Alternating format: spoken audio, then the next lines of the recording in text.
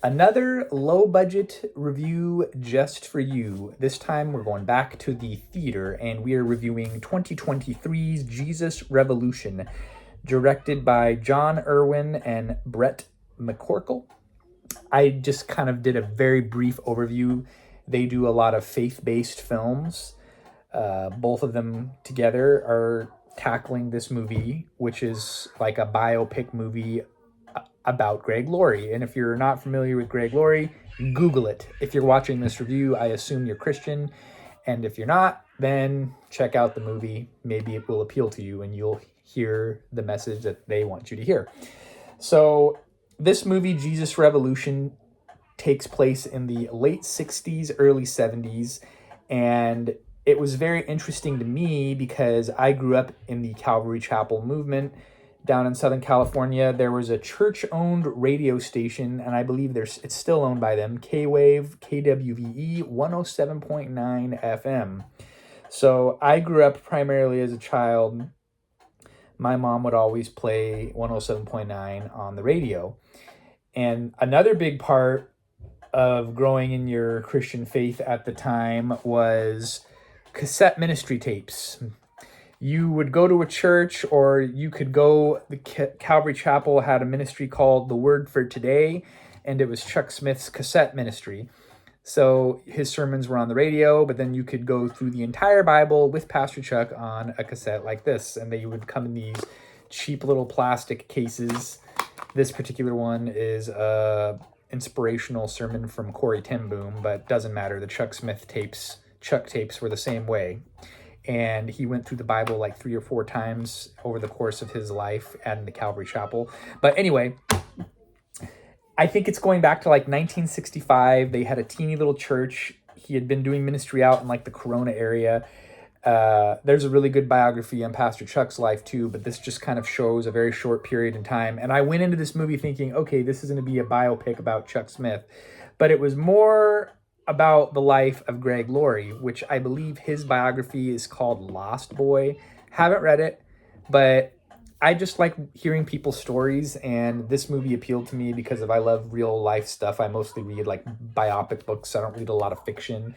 So this movie takes place over like late 60s, early 70s, and it kind of talks about like how Calvary Chapel grew and the whole acceptance of the hippie movement. I feel like, if this is not a Christian movie by any means, but this movie, Licorice Pizza, which is a P.T. Anderson movie, it kind of like is a similar time period. And I felt like that movie was kind of playing off of kind of like that movie and maybe the vibes of Once Upon a Time in Hollywood, that other Tarantino movie that came out a couple of years ago, all in the same time period. So if you kind of like that whole late 60s, early 70s vibe, whether you're Christian or not, or you're just interested in like special interest stories, this movie could have mass appeal. But aside from the movie, I feel like I really want to talk about like what that movement spawned, right? So there's obviously like Jesus Revolution, the film, which people are talking about. Critics are not really too positive on it. 62% Rotten Tomatoes score. But it was good because I always have seen Christian movies in the past and they were very cheesy, and we would joke around. Me and my friends would kind of poke fun at those types of movies. But this movie was pretty well done. It was a very positive story. Like I said, it's kind of about this specific point in time, and maybe you could call it Greg Laurie's conversion story. That's kind of, to me, what the movie was about. And you see how Calvary Chapel blew up.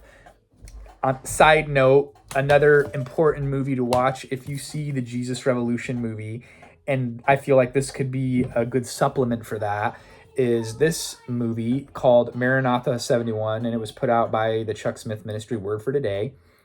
And it kind of talks about that pivotal point in time where, you know, he was ministering to the youth and the church really started to grow. So you could even find this for free on YouTube. Good movie, black and white. It's just, I think it's like an hour long. You could buy it for like $13 on their website too. So that's really cool. The Calvary Chapel movement, I feel like it helped really launch what you would consider like contemporary Christian music. Another thing that they would do they would do these Maranatha records. So this is Maranatha 4, and it's like Christian bands of the 70s, and they'd kind of do these compilation albums. I have most of them.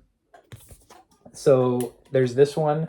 And then, you know, if you watch the Jesus Revolution movie, you see Greg Laurie was a very talented cartoonist and artist.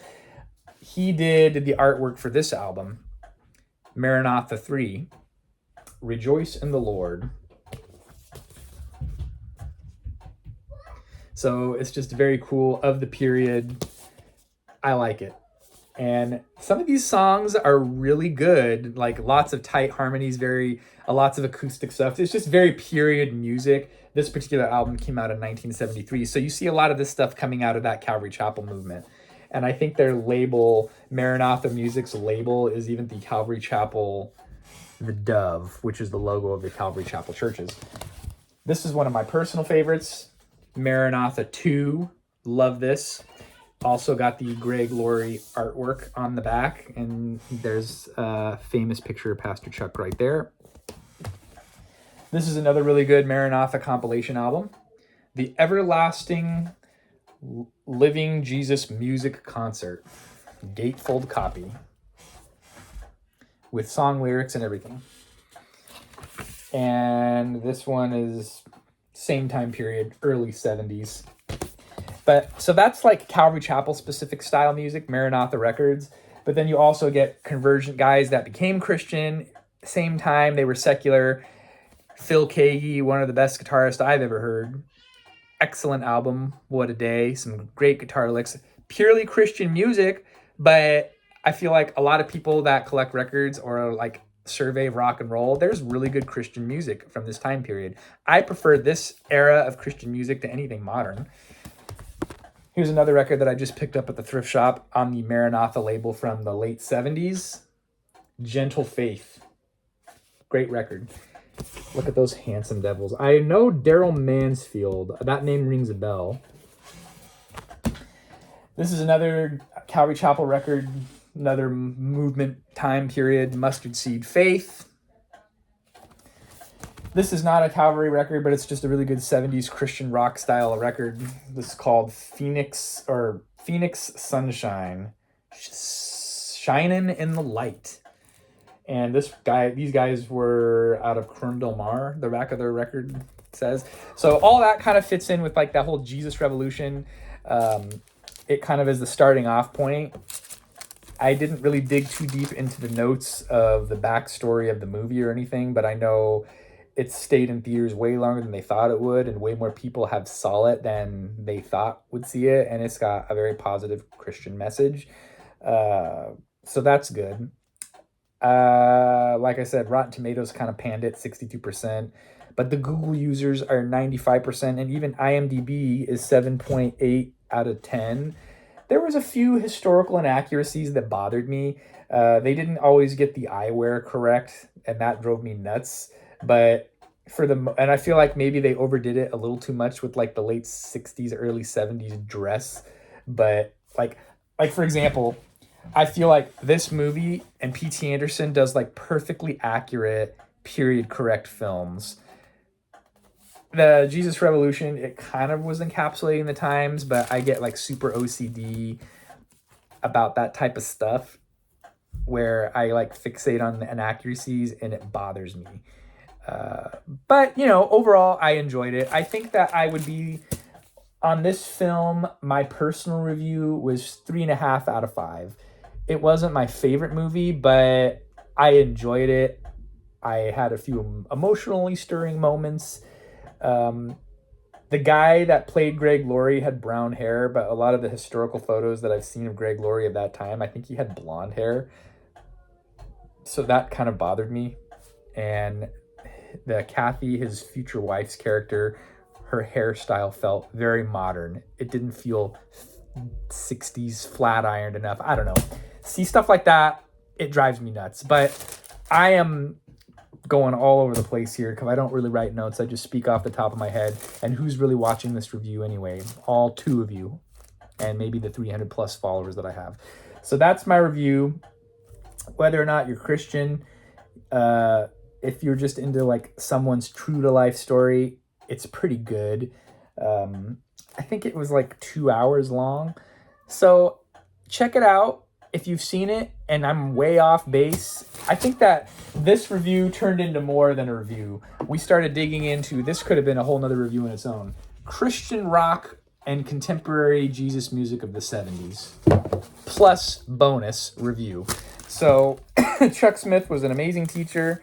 I had the privilege to meet him a couple of times, and never met Greg Laurie, but my interactions with Papa Chuck, as they called him, were very positive. So, and he would always say, his friend and him would always say, we want to wear out for the Lord, not rest out for the Lord. So hopefully this movie is having the impact that I feel like Greg Laurie wants it to kind of be a witnessing tool, and I certainly got the message. Until next time, we will see you then.